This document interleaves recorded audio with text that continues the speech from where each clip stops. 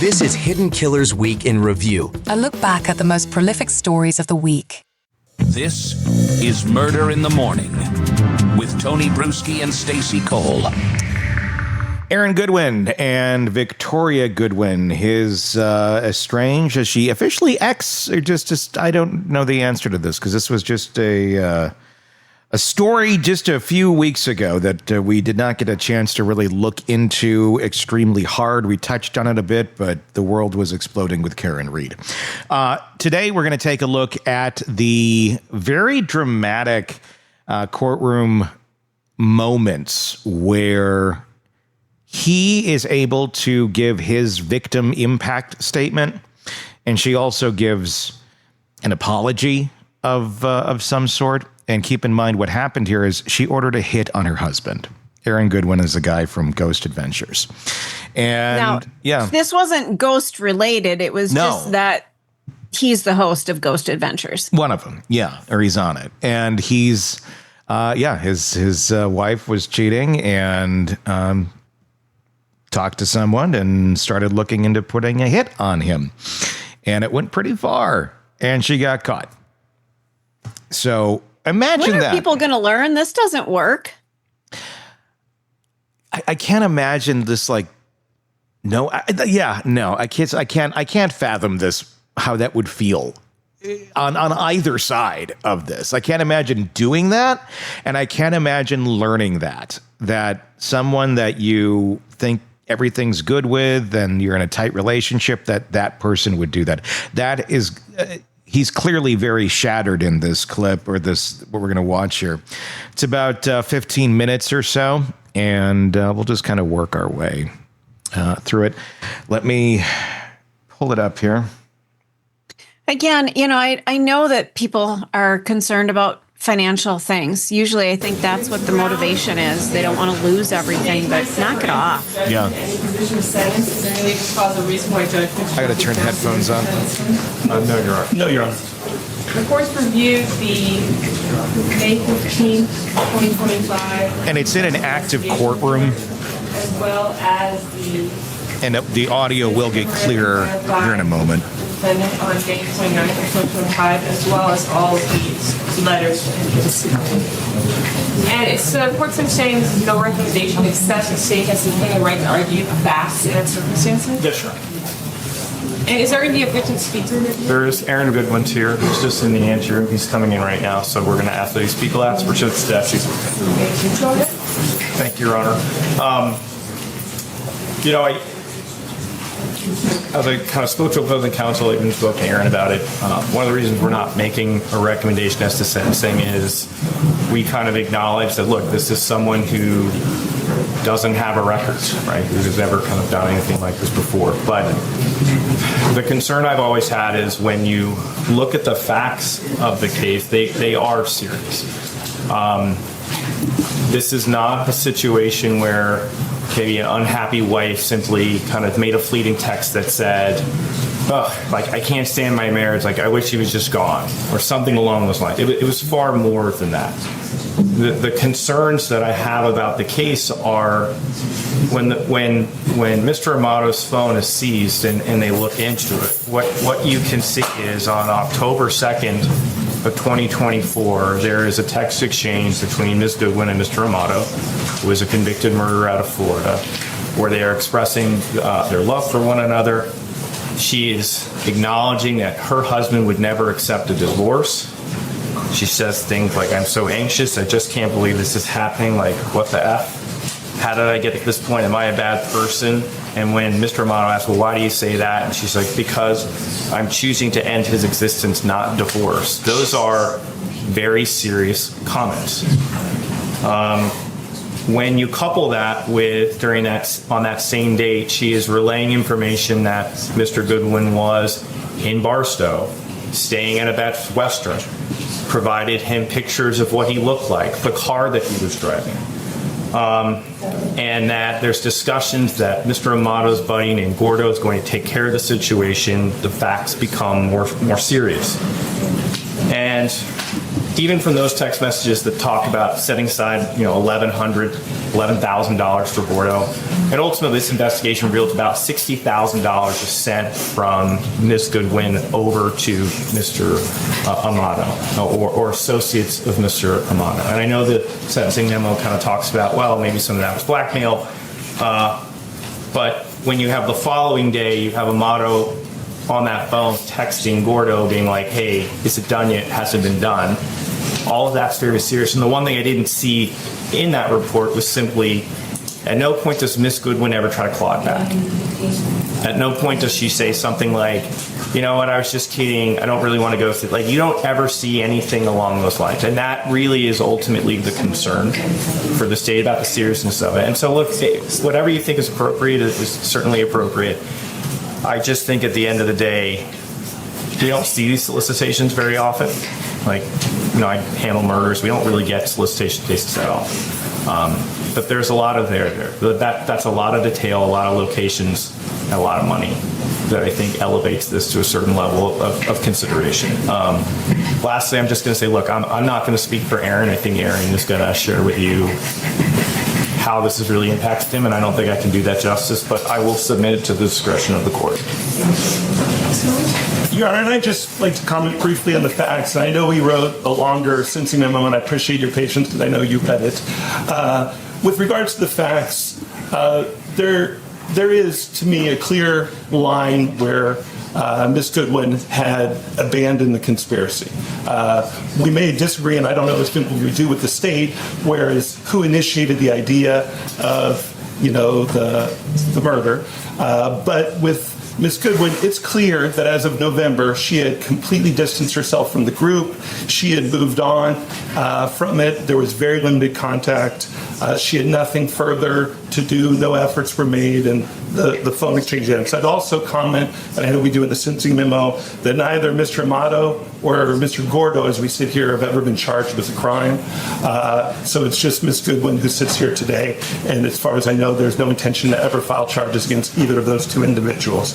I think it is clear that Ms. Goodwin, after the initial, payment, was being extorted, that she was threatened. There was a call to the police that was outlined in the sentencing memo, and that was the reason for the additional payments. It wasn't a continued, I want to keep paying more and more. We really got to make this happen. There was the initial payment, and after that, the circumstances had substantially changed. But as the state mentioned, and you look today, Ms. Goodwin is a person who prior to this had never been in any kind of trouble of any kind. She did what you would expect someone to do when they are arrested for something. She took full responsibility.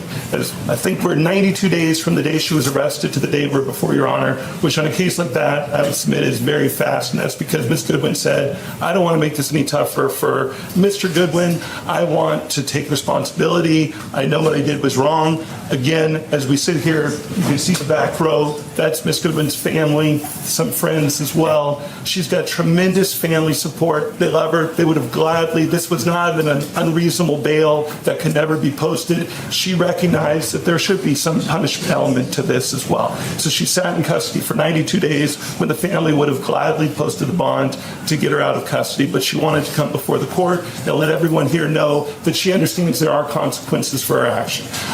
We would submit that she's an excellent candidate for probation. Many of those reasons are outlined in the sentencing memo. She's not going to reoffend. She's never been in trouble before. She's going to move. She has no need to have further contact with Mr. Goodwin. They don't have children in common. She's going to move. If she is given the opportunity of probation, she would immediately try to transfer out of state, live with her family, continue with her education. We talked in the sentencing memo about her physical health. She has very serious health issues. She's not going to be able to get the proper treatment while she is in custody. It's very painful. She lives her whole life in pain. She has one of the most painful illnesses you can have. If Your Honor felt that she did need a little bit more, we don't think 92 days has gotten her attention. She's never going to be in front of Your Honor for any kind of violation. She's never going to have any further problems.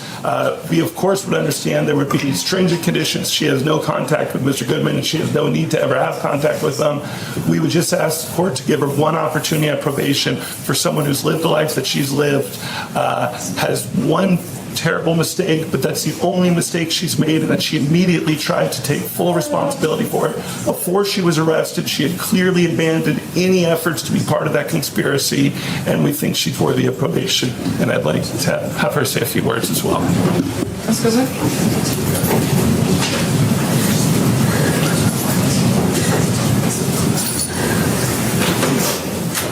Firstly, and most importantly, I would like to apologize to Aaron.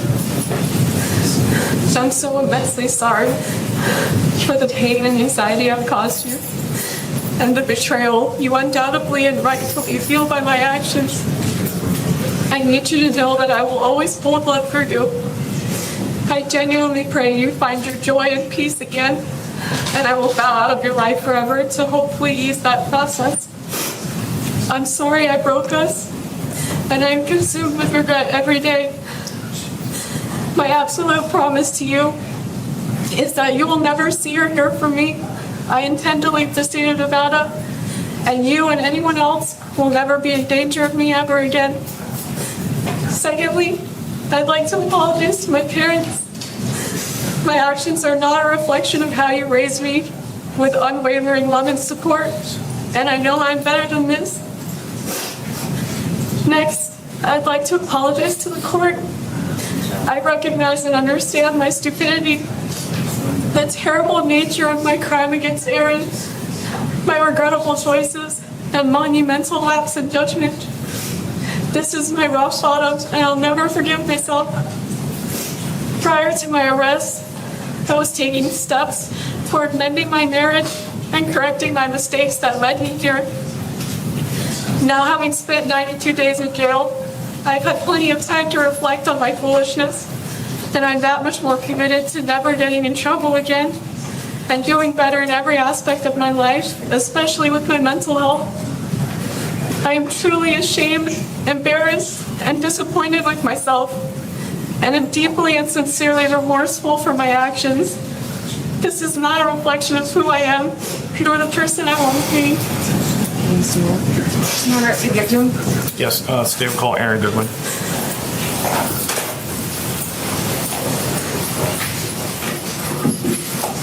I'm going to stop there for a second. Yeah.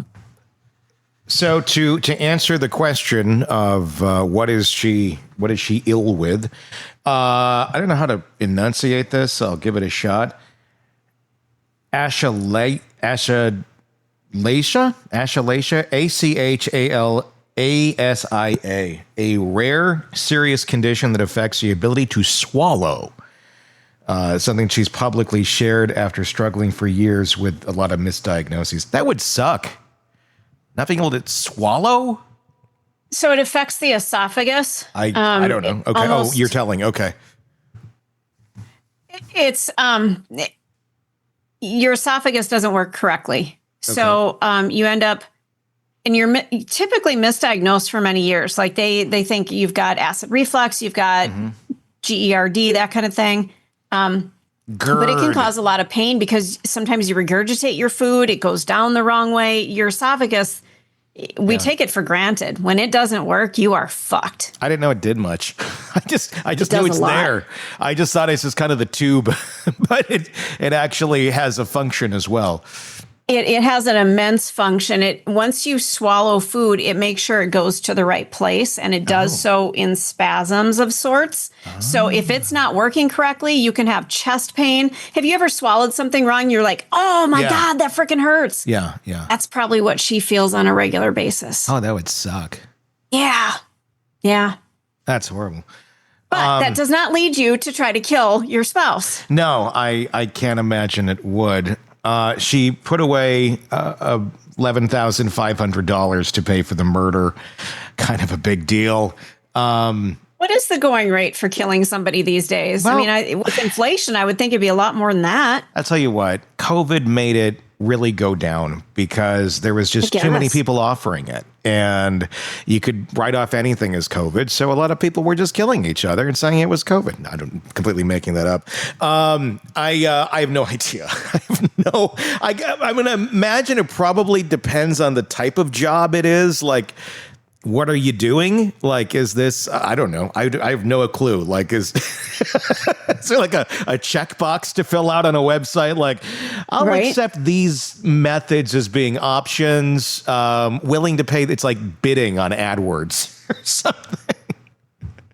Insane. Again, if you're in a relationship that you're not digging, instead of trying to kill the person, because if we've taught you anything from listening to every story we've ever told, you will get caught. You just will. Or we're only talking about a fraction of the people who did it. These are just the ones who got caught. Your odds are actually in favor of not getting caught. Oh, Tony.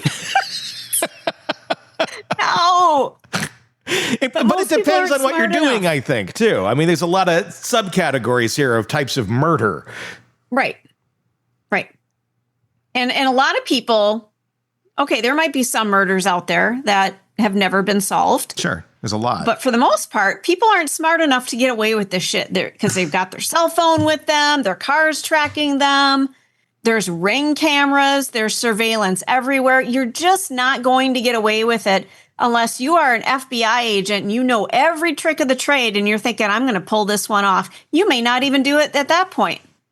It'd be interesting to talk to Robin Dreek or Coffindaffer about that. Like, do you think you could pull off a murder? Be an interesting question to ask. Oh God, Tony's in deep thought, guys. Well, it's a lot closer than I was expected. Solved murders cleared 50 to 55%. See, I bet that's because of technology now. Yeah. DNA. Yeah. So it has gone up in. Oh, no, it's gone down. I'm sorry. Gone down? It's heights from, what is it? Heights from 90% of unsolved, or it's not clear here. Interesting. I would think with DNA capabilities, technology, surveillance, that kind of thing, I would think it'd be easier than ever to nail somebody for murder. But there's more people. Oh. Okay. Percentage cleared, not the unsolved percentage. I don't understand what the hell it's saying.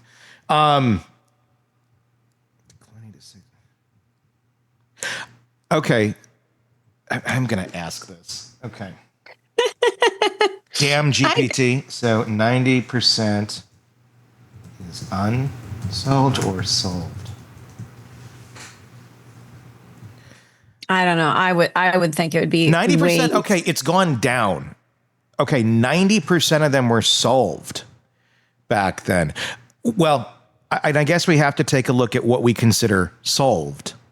Did they just railroad somebody into the courthouse and then there's not a whole lot of real solid evidence to prove otherwise, and everything is circumstantial, and it's just, you know, you'd have a lot more rulings, I'm sure, that were incorrect due to, you know, the lack of the technology and lack of evidence. So in the 60s, 90%. Then we got by 2020, 54% is now of what's solved. So it's gone down. Interesting. But there's more people. I'm going to guess probably more crime. And yeah. More ways. Yeah, interesting. As there are more ways to be caught, there's more ways to not. And if we look at the resources that we have at a lot of these departments, especially if you're talking like a big city where you got like shootings and people dying every day that are murders, like Chicago or something, there's only so many people that can research these and really investigate. And there's, you know, a lot of areas where they don't have the resources to do it. And the murders just go unsolved because who's going to solve them? Yeah. And yeah, I mean, not saying that's right by any means, but that's just, it's the reality of it. So I think you have that weighing on it too. That would be my guess. I don't know. Let's listen to Aaron Goodwin now. give his statement. Okay, Madam Clerk will swear you in. You do solemnly swear or affirm, under the pains of penalties of perjury, the testimony you're about to give in this action will be the truth, whole truth, and nothing but the truth, so help you God? Yeah. Will you please state and spell your first and last name for the record? Aaron Goodwin, AARONGODWIN. Thank you, sir. Please use your good one.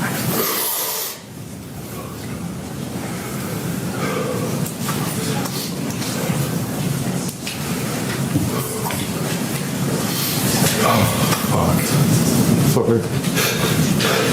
Your Honor, for 7 years I thought I was in the most loving relationship and marriage with my best friend. Someone who I trusted whole heart and laughed with every day. Someone who made me feel like I was her one and only. I was loyal to her and did whatever I could to make her happy. I thought we were something very special, and so did everyone else. After finding out she was cheating on me in September of last year with multiple men, including the man going by the name Vincent, who turned out to be Grand Amato, I gave her the option of divorce where we could try to work it out, because I love her so much.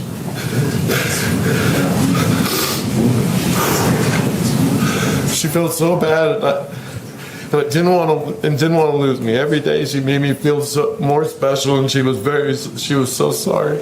At least that's what she told me. Now discovering she put a hit out to kill me more than Bitch once. is evil. I don't buy her thing. I spent almost all our savings to keep it quiet. Jesus. I don't see any tears in her I fell eyes. more in love with Amato. They even got spiritually married. And now I was called the first husband. They talked until she was arrested. And she sought his help to kill me. Sorry.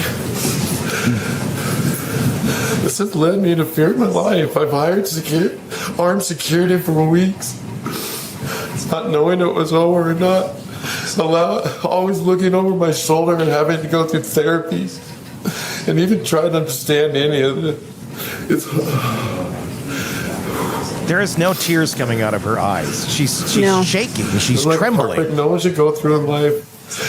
I can't trust anything anymore. I cry every day. I feel so alone. She grew me into a person I never was. I will always wonder why. But worst of all, she lied to me every day. I didn't know about any of the murder plot, the hitman, or the blackmail until the detectives told me after she was arrested. Now behind bars, she's trying to manipulate through lawyers and trying to silence me and not come here today. That's why I wouldn't be standing it. So, in honor, Your Honor, the person over here, I don't know at all. Not one bit. The fact that this person did all this to me with no worry, no care, or love in her heart for me. I will never feel safe or be the same because of what she did. Especially when she gets out one day. She claims she's remorseful now that she's been caught. But there at no time before did she ever try to stop this from happening. She tried to have me killed. She gave my location to people. I truly believe we were tried. I truly believe with people she truly believed were going to harm me. She even asked for the updates on the murder. And this was all when I was just her loving husband. I thought, whether she got minimum or maximum time, I still won't feel safe whenever she's released. I feel like this deserves prison time. I don't know. So I just leave it in your hands, Your Honor. Thank you. Thank you. Yeah, man.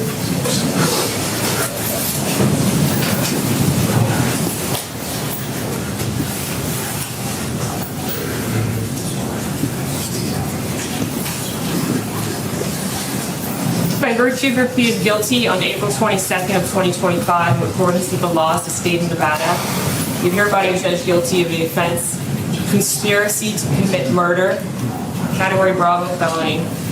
In addition to the $25 administrative assessment fee, $150 DNA testing fee to include testing for genetic markers, and $3 administrative assessment fee, the court does now sentence you to a minimum term of 36 months and a maximum term of 90 months in the Nevada Department of Corrections. What is the correct term, sir? 92 days, Your Honor. 92 days correct term, sir. Thank you. And I'll name counsel. I'll name counsel. Have a great day. Tell you what, she needs to stay locked up.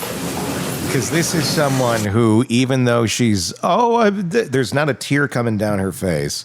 I'll tell you what, she gets free. Look out, anybody that gets in her path, because this is not something that's going to change. She's going to go find other victims and probably not even realize that's what she's doing. It's another one.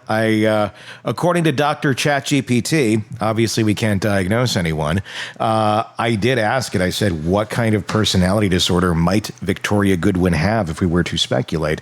So it's the triad. It's everything I was going to guess it was going to be. Antisocial personality disorder, narcissistic personality disorder, and borderline personality disorder, or a combination. It's probably a little bit of everything because a little column A, column B. Yes, because borderline is kind of that. It's a little bit of this, a little bit of that. I said to myself, borderline, when I just started watching her. I have borderline, Dar. Yeah, you do. I do. Yeah, absolutely. My attention goes to Aaron. Yeah. So she gets locked up. She's put away. He's got security that he's hired because he doesn't feel safe in the world.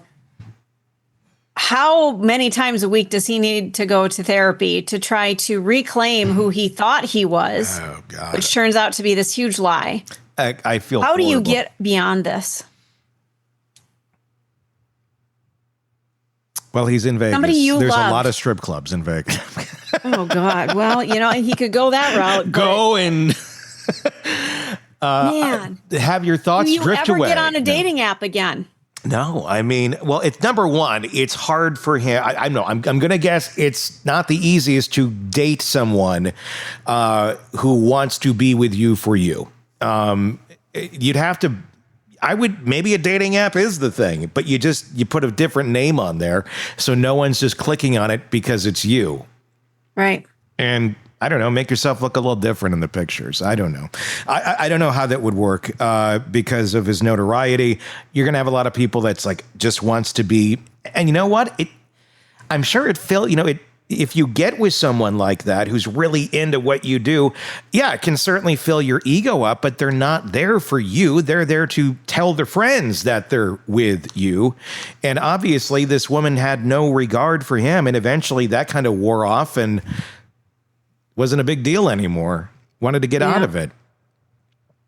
Yeah, I mean, he was a source for her for so long of probably having an identity, but her identity, I mean, borderlines half the time don't know what their identity is. And they're chameleonish. So yeah, I mean, I would very much guess that. Again, it's all, who knows? We can't diagnose her. But if I were to take a wild guess, yeah. Scary folks. Yeah. Yeah. Even people you trust, at the end of the day, can you trust them?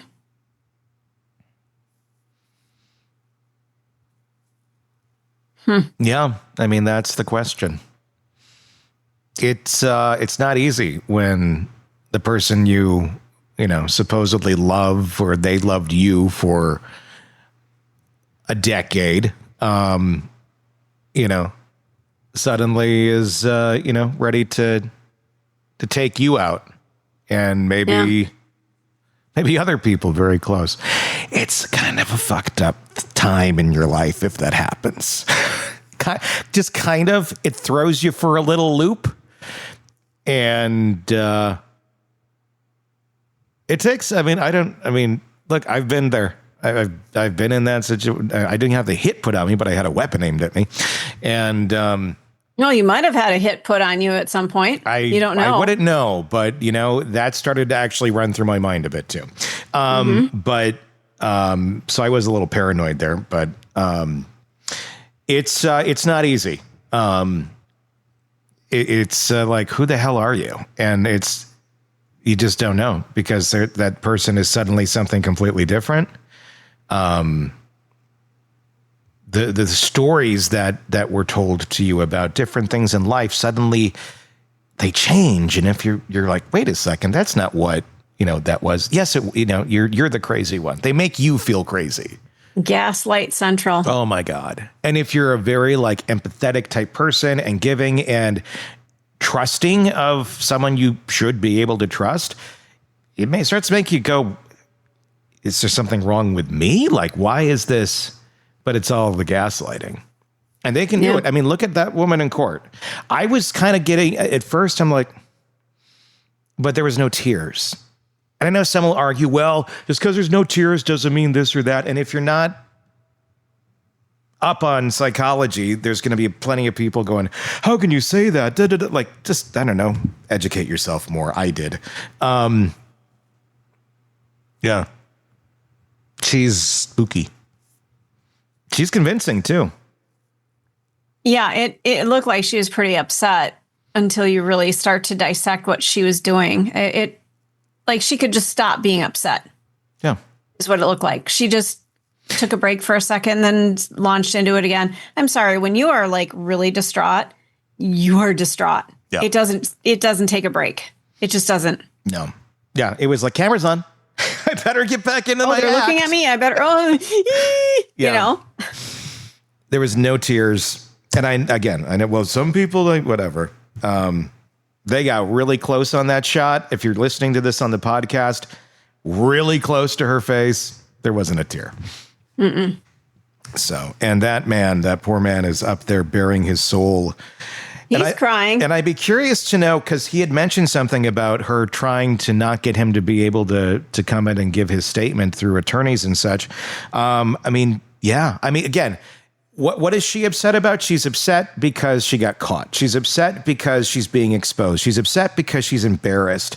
And if there's one thing that borderlines hate more than anything else, it's kryptonite, is being embarrassed and having someone basically judge you. And the embarrassment thing, they always need to be feeling that they're a respected thing. That's a big deal. And she's on the pedestal in there, and everyone's looking at her and throwing the tomatoes. Yeah. Which I'm pretty sure I've thrown a tomato at you once. Yes, you did. I did that at a Renaissance festival. I was dressed in old-timey garb, and I had dirt on my face that I literally rubbed on my face. I hadn't slept all night. I had just come back from a Prince concert in Chicago, drove all night.